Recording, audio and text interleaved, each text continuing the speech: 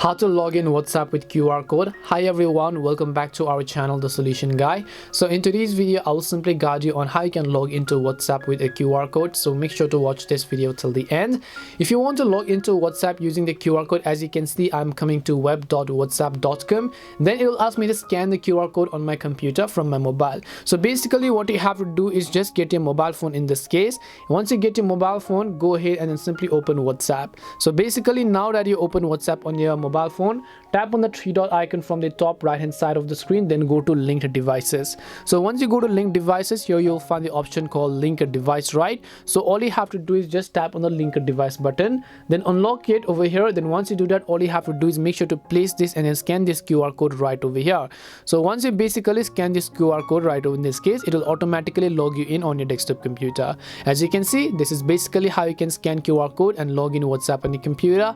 We hope the video was really helpful, and if it did help you, make sure to leave a like and subscribe to the channel. And if you have got any more questions, feel free to also leave them down. Thank you very much for watching till the end, and see you in the next video.